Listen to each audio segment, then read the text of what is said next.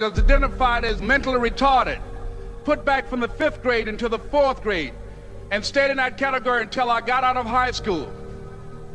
I don't have any college training, but I met a high school teacher who one day changed my life. I was waiting on another student, and when he came in, he said to me, "Young man, go to the board and write what I'm about to tell you." And I said, I can't do that, sir. He said, "Why not?" I said, "I'm not one of your students." He said, "It doesn't matter, follow my directions now." I said, "I can't do that, sir." He said, "Why not?" I said, "Because I'm educable mentally retarded." And he came from behind his desk and he looked at me. He said, "Don't ever say that again. Someone's opinion of you does not have to become your reality."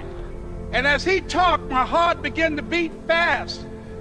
Tears began to run down my eyes, and I was in the back just listening to him, because the speech he was giving, that speech was for me.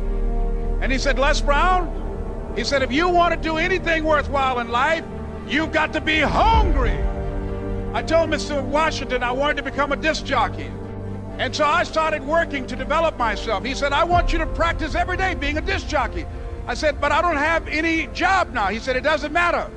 He said that it's better to be prepared for an opportunity and not have one than to have an opportunity and not be prepared.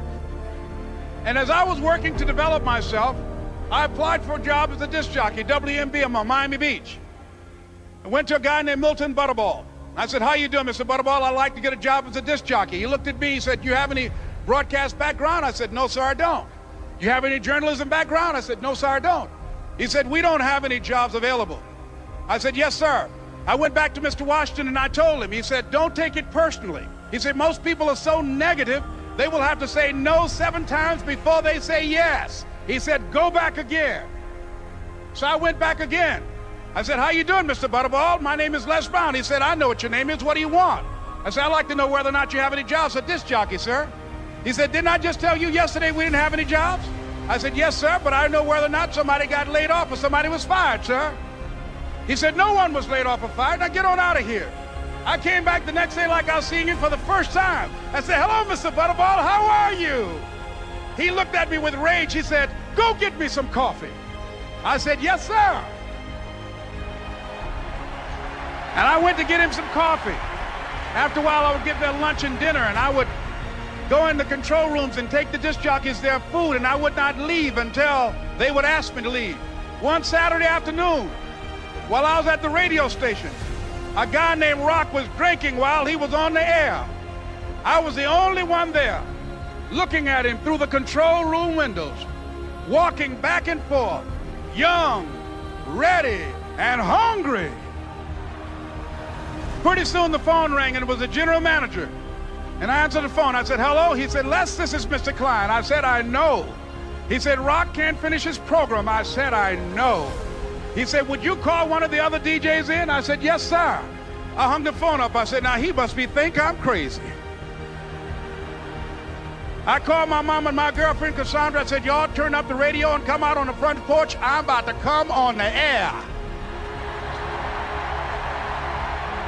I waited for about 20 minutes, and I called him back. I said, "Mr. Klein, I can't find nobody."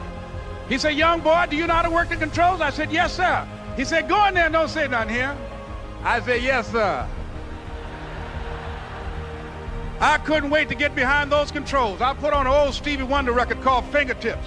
I sat down behind that turntable. I said, "Look out, this is me, LB Triple P, Les Brown, your platter playing papa. There were none before me, and there will be none after me. Therefore, that makes me the one and only. Young and single and love to mingle, certified, bona fide, indubitably qualified to bring you satisfaction, a whole lot of action. Look out, baby, I'm your love man." I was hungry.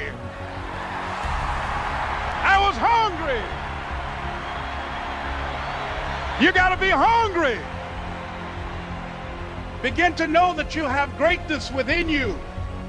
And if just one of you here begin to envision yourselves as being blessed and highly favored to reach your goals, if just one of you capture the essence of what that means, that you have greatness within you and a responsibility to manifest that greatness, that you can make your parents proud, you can make your school proud, you can touch millions of people's lives And the world will never be the same again because you came this way.